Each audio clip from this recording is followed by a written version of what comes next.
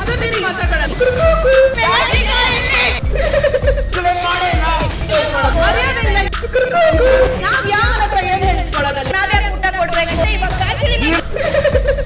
ತುಂಬಾ ಉಲ್ಲಂಘನೆ ಆಗ್ತಾ ಇದೆ. ಪ್ರತಿಯೊಂದು ಖಂಡಿಸ್ತಾ ಇದೆ. ಕಪ್ಪೆಗಳು ಒಟ್ಟುಗುಟ್ಟು ವೇಳೆ ಮೌನವೇ